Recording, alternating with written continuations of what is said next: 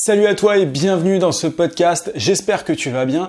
Alors aujourd'hui j'avais envie de te parler d'un truc qui me tient particulièrement à cœur, c'est de parler simplement de technique de vente. Tu vas le voir, en fait, c'est pas vraiment de technique de vente dont je veux te parler, mais ça va être plus clair au fur et à mesure. Ce matin j'étais à un rendez-vous avec une cliente potentielle et en fait j'ai absolument tout fait sauf vendre. J'ai pas utilisé de technique de manipulation. J'ai pas essayé de lui retourner le cerveau dans le but de vendre mes services. Ce que j'ai fait, c'est que j'ai créé une relation. C'était pas la première fois que je la voyais. C'était la deuxième ou troisième fois. Je sais même plus. Je crois que c'était la troisième. Et en fait, à aucun moment, je n'ai parlé de prix. Mais c'est pas parce que j'avais pour objectif de l'arnaquer ou quoi. C'est simplement parce que pour moi, la meilleure technique de vente, et c'est là où je veux en venir, la meilleure technique de vente, c'est de ne pas vendre. Tu vas me dire, ok, qu'est-ce que ça veut dire ce baratin, c'est n'importe quoi, t'es un manipulateur, machin. Pas du tout. En fait, pour moi, les meilleurs cas, les meilleures ventes que j'ai réalisées, les ventes de mes services en tant qu'indépendant, en tant que freelance, ce sont les rendez-vous en fait où il y avait une réelle confiance avec le client potentiel, la personne en face de moi. Et à partir du moment où aussi j'avais une réelle confiance en moi déjà et en ce que j'offrais. Pour moi, ça ne sert absolument à rien d'essayer d'utiliser des techniques de manipulation ou je ne sais quoi. C'est un truc qui peut marcher éventuellement, mais pour moi, la meilleure technique de vente, en fait, elle se passe dans la tête. Elle se passe tout simplement dans la confiance que tu as en toi et en ton produit, en tes services. Tu vois, tout à l'heure, moi, j'ai un rendez-vous au téléphone. J'ai un rendez-vous téléphonique avec quelqu'un qui est intéressé par mes services, mais souvent, ce que je fais, c'est que au lieu de directement vendre mes services par email ou sur LinkedIn ou quoi, je programme un rendez-vous téléphonique pour déjà établir un premier lien. Et en gros, j'explique un peu ce que je fais et j'essaye de comprendre déjà quelles sont les attentes de la personne en face, comment est-ce que je peux l'aider. Je me suis rendu compte que j'ai jamais autant facturé cher et ce matin, j'ai donné mon prix après 2-3 rendez-vous, j'ai donné un prix très élevé qui est largement au-dessus de ce que gagne un freelance lambda entre guillemets. C'est un prix un forfait au mois avec un seul client. C'est un travail qui va me nécessiter, c'est 1 heure de travail par jour, il me semble, mais c'est pas donné. Je veux dire, je te donnerai le prix, je vais pas le donner là parce que ça n'a pas forcément d'intérêt, mais tu te dirais ah ouais quand même. Et le truc c'est que j'ai jamais autant facturé cher qu'en étant confiant par rapport simplement bien dans mes baskets en fait et bien par rapport à ce que je propose.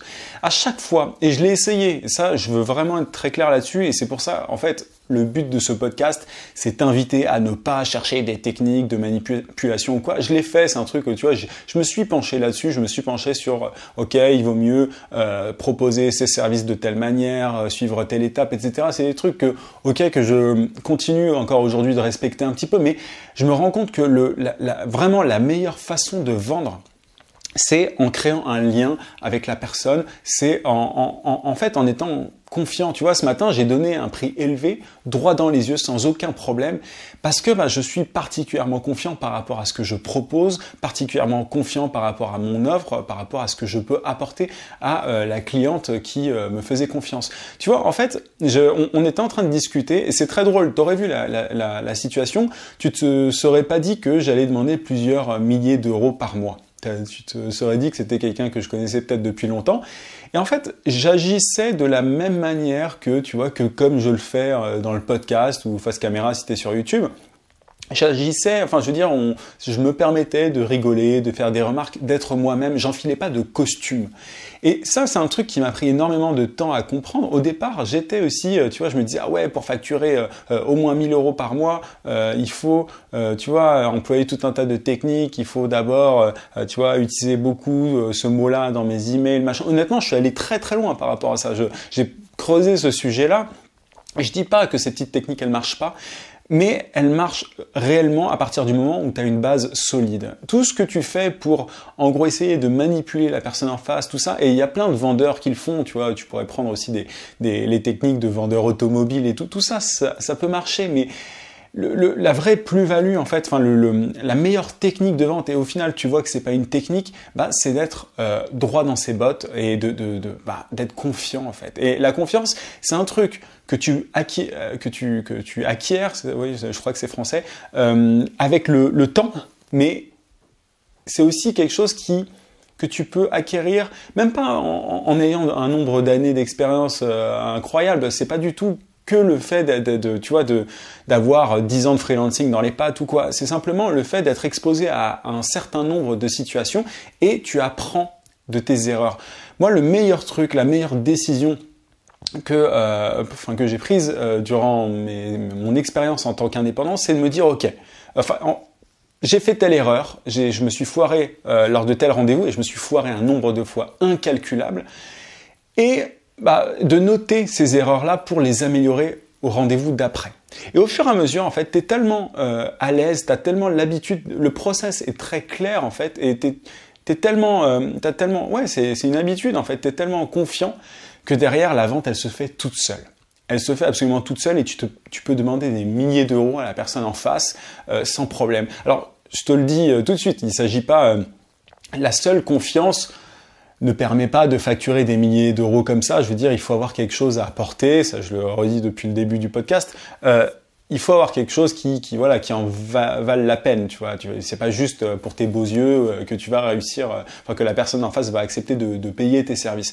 Mais en fait, moi, j'ai vraiment une approche aujourd'hui, tu vois, au-delà des techniques et tout. J'étais en train de m'amuser sur YouTube tout à l'heure pour chercher aussi le titre de ce podcast. J'étais en train de taper vente, technique de vente, méthode de vente. Et en fait, je me rends compte qu'il y a un nombre de personnes assez important qui cherchent des techniques. Tout est dans la technique, tout est dans la méthode, tout est dans les petits trucs, les petites astuces. On est toujours là-dedans. Je me rends compte de ça aussi, via les messages que je reçois. Il y a plein de gens qui veulent des petites techniques, des petites méthodes, Et en fait, le meilleur changement que tu peux faire, il est plus profond que ça. Il est en fait dans ta façon de penser, d'agir.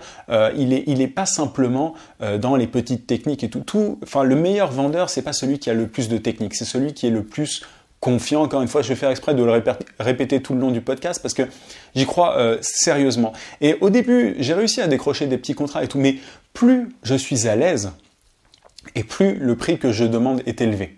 Tu vois, je suis freelance depuis quoi? Depuis 1 an et demi à peu près, bientôt 2 ans. Moins de 2 ans quand même, mais entre un an et demi et 2 ans. Et tu vois, c'est pas énorme en fait, c'est pas énorme comme expérience. C'est juste que pendant ce petit laps de temps, ce que j'ai fait, c'est que je me suis beaucoup foiré. Tu vois, il y a des clients qui m'ont pris pour un con, il y a des clients qui m'ont traité de prétentieux, il y a des clients qui ont trouvé que j'abusais au niveau du prix, il y a des clients qui m'ont trouvé agressif.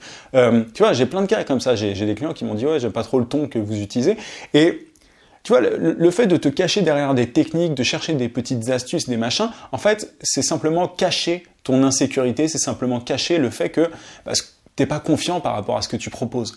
Et au lieu d'utiliser des caches-misères, en fait, au lieu de trouver les petits trucs. Et je lis un bouquin vachement intéressant là-dessus qui s'appelle Influence et manipulation de Robert Cialdini. C'est une référence dans le marketing. Il y a plein de trucs à apprendre, il y a plein de trucs qui sont vrais, il y a plein de, tu vois, il parle notamment justement des techniques utilisées par les vendeurs, mais pour moi, c'est pas le truc fondamental en fait quand tu veux vendre tes services. Il faut non pas essayer tu vois, il n'y a pas de relation belliqueuse, il y a pas de ton client n'est pas ton ennemi en fait. Et moi, la personne que je rencontrais ce matin, je sentais qu'il y avait une réelle confiance et qu'elle était prête à me payer cher parce que on avait établi ce lien-là et qu'elle sentait que j'étais confiant et que j'ai pas commencé à trembler quand je demandais plusieurs milliers d'euros pour les prestations que j'offrais.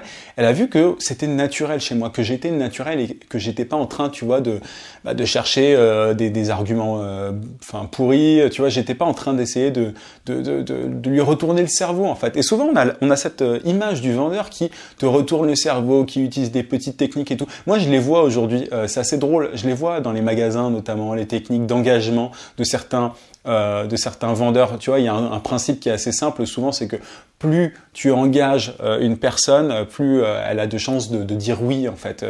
Il y a une technique qui s'appelle le coup de pied dans la porte, tu vois, si on veut parler de technique de vente, c'est simplement le fait de demander tu vois, de demander un petit engagement de la personne en face de toi, un petit engagement, et derrière, vu qu'elle a dit oui à ce premier petit engagement, bah, tu vas pouvoir lui demander un truc beaucoup plus gros par la suite, parce qu'elle est un petit peu comme emprisonnée, entre guillemets, par ce premier oui qu'elle t'a accordé. Et du coup, voilà, il suffit de demander, c'est comme, tu vois, je sais pas, tu vas demander l'heure à quelqu'un dans la rue, et ensuite, derrière, tu peux lui demander une clope. C'est un exemple, tu vois, bidon, mais pour le coup, ça illustre bien ce principe du coup de pied dans la porte. Et je me rends compte, moi, au quotidien, tu vois, les vendeurs et tout, ce genre de technique qu'ils ont, mais un vendeur dans un magasin, comme un vendeur de service, en fait, tout ça, c'est pareil. Le vendeur, de manière générale, un vendeur, c'est un vendeur, tu vois, peu importe ce que tu vends derrière.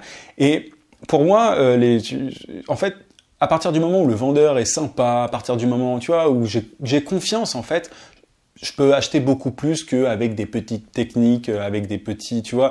Si tu as un vendeur pas sympa en face de toi qui utilise plein de techniques, ça sera beaucoup moins efficace que quelqu'un de sympa qui utilise aucune technique. En fait, la meilleure technique de vente, pardon, je vais y arriver, pour vendre tes services ou n'importe quoi, bah, c'est d'être confiant. C'est d'être confiant et d'être humain. On en parlait d'ailleurs avec ma cliente potentielle de ce matin, parce que ce que je vais lui aider, en gros, je vais l'aider à acquérir plus de clients.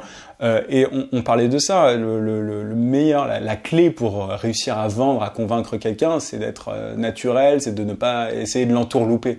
Et tu vois, j'étais tout à fait normal avec cette personne en face de moi, et j'ai pas cherché à jouer un rôle, je me suis pas mis dans un costume, j'ai pas essayé de, tu vois, et pourtant il y a plein de trucs que je pourrais utiliser, que j'ai fait au début, qui marchaient un petit peu, mais en fait, plus je suis à l'aise, plus je suis moi-même, et plus j'augmente mes prix, plus ce que je fais fonctionne. Enfin, c'est vraiment un cercle vertueux que tu peux avoir, mais vraiment sur le terrain.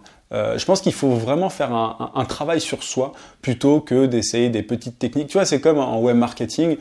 Souvent, les gens, ils cherchent. Tu vois, si je te prends l'exemple de la chaîne, pour moi, il y a un vrai parallèle à faire. Mais tu vois, sur la chaîne, je pourrais m'amuser à utiliser plein de petites techniques de web marketing pour vendre plus, notamment de formations. Tu vois, je vends des formations. Je pourrais m'amuser à vendre, tu vois, à utiliser plein de petites techniques pour vendre plus, etc. Mais personne n'achèterait si j'étais pas, je pense, enfin, dis-moi si je me trompe en commentaire si tu es sur YouTube, mais personne, à mon avis, n'achèterait s'il ne me faisait pas confiance, si les gens avaient l'impression que, tu vois, que je racontais des cracks et tout. Moi, j'ai énormément de personnes qui m'envoient des mails et qui me disent merci pour ton honnêteté, ça se voit que tu bullshit pas, que t'es pas un baratineur. Hier, j'ai eu quelqu'un par message qui m'a dit tu rentres pas dans la même catégorie que je vais pas citer de nom, mais que ces autres personnes-là parce que tu as un recul, etc. Mais oui, en fait, l'idée pour moi, c'est d'être transparent avec tes clients, peu importe, à partir du moment où tu as un truc à vendre, il faut être transparent et être toi-même. Et tu vas me dire oui, c'est du bullshit, on peut pas être que soi-même pour vendre des trucs et tout machin. En fait, c'est la conjugaison de ton expérience et d'un certain état d'esprit qui font que tu vas pouvoir derrière être beaucoup plus efficace. Aujourd'hui, tu vois, moi, ma petite expérience, c'est 1 an et demi, c'est pas énorme, tu vois. Vraiment, on en reparle dans 10 ans, mais je pense que je serai beaucoup plus calé encore. Il y a toujours des trucs à améliorer, mais c'est la conjugaison de mon expérience et de cette aisance en fait que j'ai aujourd'hui. Et voilà, évidemment, je propose un truc qui intéresse mes clients potentiels.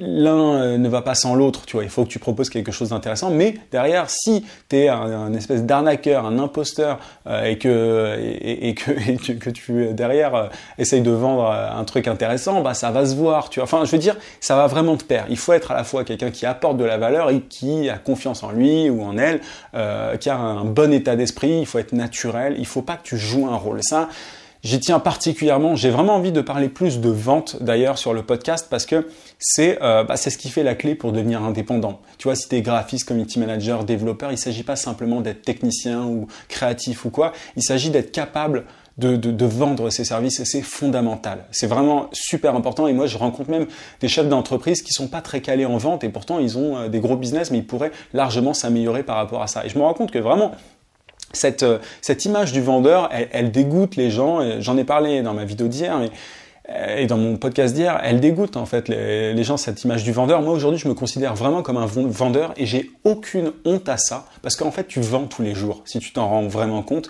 tu vends absolument tous les jours. Tu vends, tu vois, quand même ceux qui ne sont pas indépendants ou qui ne veulent pas devenir indépendants, via leur CV, leur lettre de motivation, c'est de la vente en fait. Tu t'en rends pas forcément compte, mais c'est de la vente. Les gamins, quand ils essayent de convaincre leurs parents de je ne sais quoi, c'est de la vente aussi. Bref, on est tous des vendeurs. C'est juste qu'à un moment, il faut accepter ça et ne pas être révulsé par ça. Ceux qui sont repoussés par la vente, par cette image-là, ils ont perdu et ils n'arriveront jamais à devenir indépendants. Il faut être confiant par rapport à ça. Il faut pas se dire que c'est un rôle à jouer. Et tout. Ça, c'est vraiment la pire erreur que tu puisses faire. Il faut que tu sois confiant, que tu n'aies pas l'impression d'être un imposteur. C'est vraiment essentiel et tu verras qu'au fur et à mesure, tu vas t'améliorer et tu vas être de plus en plus confiant.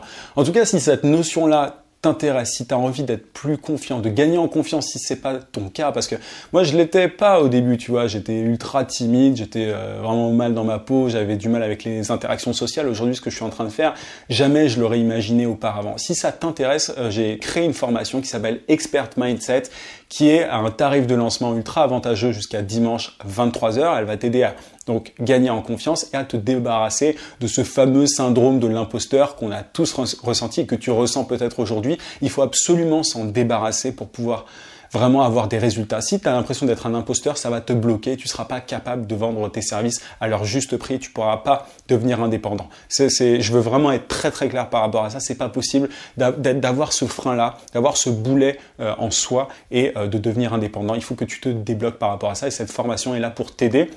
C'est une formation de 2h35, une formation vidéo où j'ai vraiment concentré l'ensemble des choses que de tout ce que j'ai appris, et que ça soit dans les bouquins, les blogs, les podcasts et dans mon expérience. Tu vois, aujourd'hui, j'ai demandé encore une fois beaucoup d'argent ce matin et ça a été accepté sans problème et j'ai regardé la personne droit dans les yeux, j'avais aucun souci par rapport à ça, alors que jamais je me serais imaginé être capable de pouvoir faire ça auparavant. Donc, si ça t'intéresse et que tu es sur YouTube, il suffit de cliquer juste en haut sur le i. Si tu es sur le podcast, il suffit de cliquer sur le lien dans la description. N'oublie pas, jusqu'à dimanche 23h, c'est un tarif ultra intéressant. Donc, profites-en maintenant si ça te dit.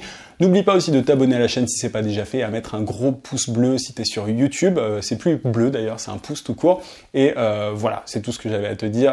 Je te dis à demain comme d'habitude. En attendant, n'oublie pas, vie sans limite. À plus.